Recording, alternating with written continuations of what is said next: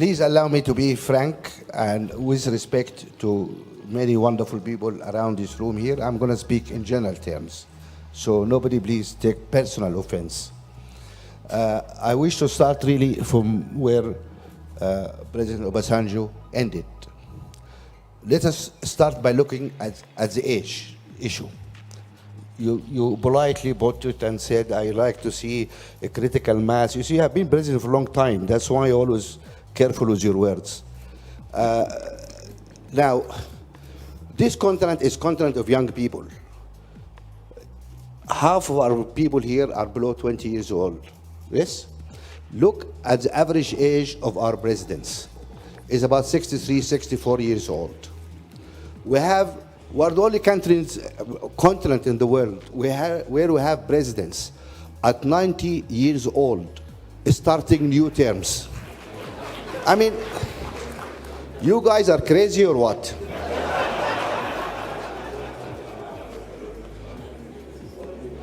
We've seen people in wheelchairs, unable to raise hands to standing for elections.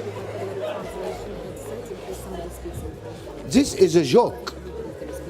Yes, you are right to laugh because the whole world is laughing at us. Yeah.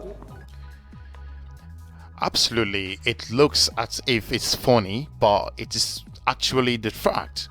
The world is actually laughing at Africa when you look into this particular aspect.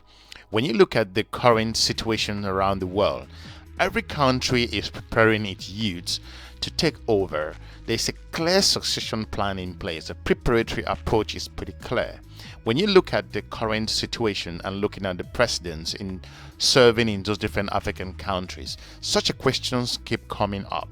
When you look at the level of technology, the new pace at which the world is running, the operational aspect around the globe, you will see that most continents are preparing their own youths to take over.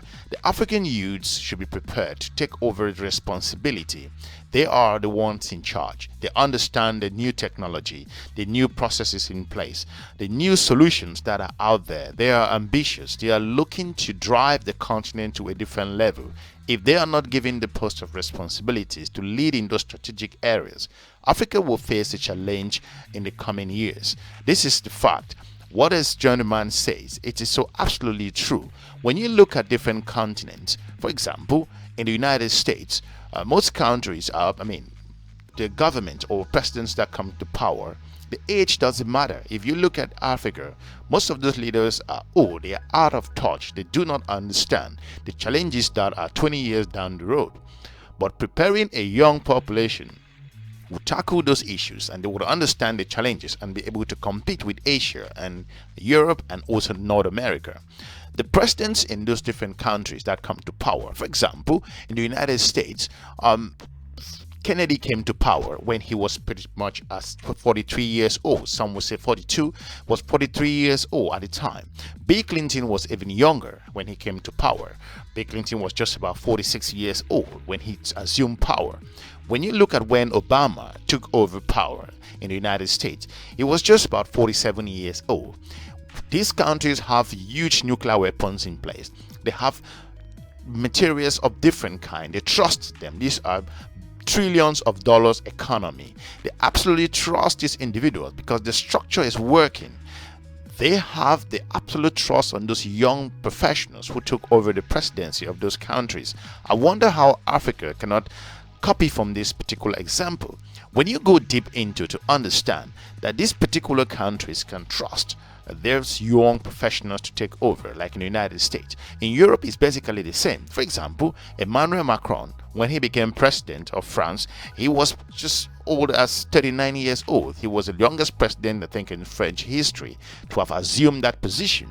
This is something which France has a huge influence in Africa. So I'm wondering on how such a continent that have brilliant professionals, expert, educated professionals, and the system cannot allow the young people to take over. So this question of leadership and age of leaders will keep coming up and will haunt the continent if this is not addressed properly.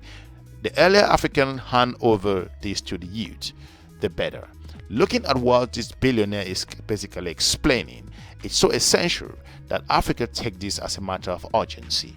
If you listen to his next analysis, you'll be amazed as to his analysis also based on this particular topic. So without any delay, we should just go straight into it. I, I always say, I mean, you look around you. You look, United States, an economy of 15, 16 trillion dollars. We, all of Africa, are less than $1 trillion. This is a 15, 16 trillion dollar economy, right? The most important country in the world, like it or not. Obama, who happened to be half African anyway, become president when he's 46, 47 years old. He's president. If Obama was in Kenya, what he will be doing now? He will be driving a bus maybe. Yeah? You look, really, and he's not the youngest president. Clinton was younger than him. Clinton became president at 46 years old. Kennedy was 40 years old, 40 odd subsequent years old when he became president. Why these big countries, much bigger than us, entrust their economies, their nuclear weapons, their oil resources to people who are in their 40s? And we only pick up people at 90 years old to lead us. To lead us where? To the grave?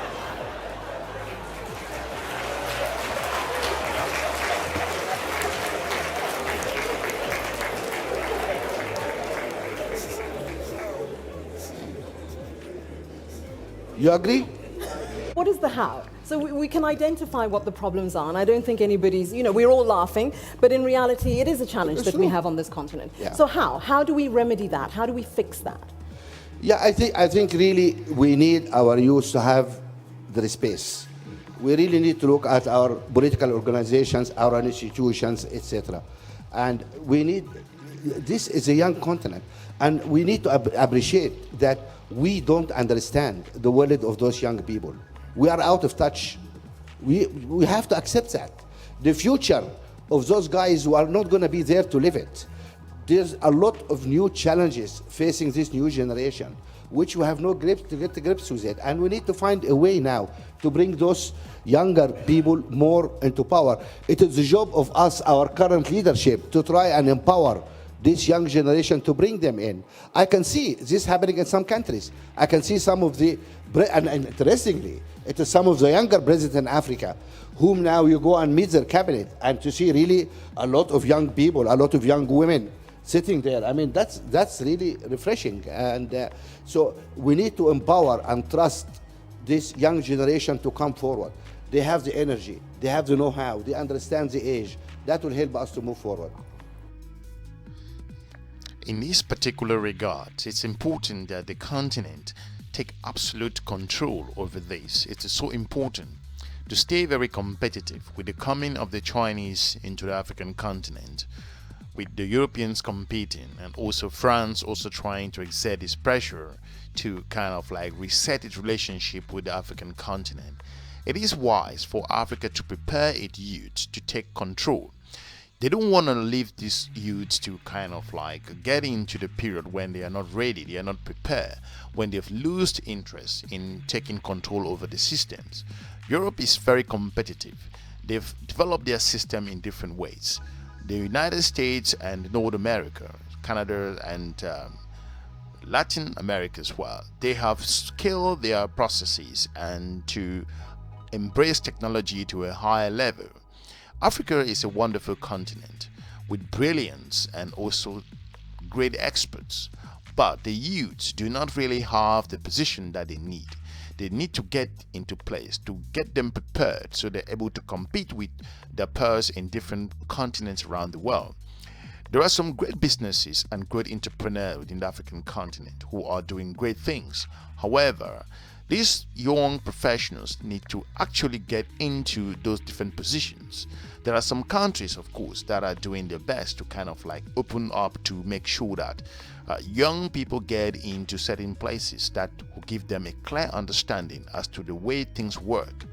By just having those very old professionals sitting there running things without understanding the challenges that are down the road 10, 20 years from now, without understanding the new technology, without understanding the new challenges, the new difficulties that are ahead, this can help the young professionals prepare themselves, not rely on the government, to be able to create jobs for themselves, see other opportunities.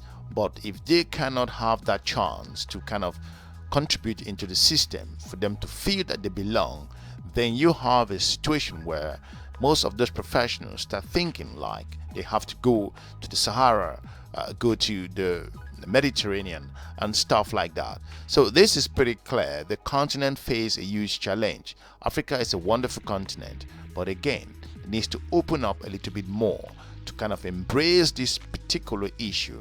The older generation does not really understand the challenges that are out there.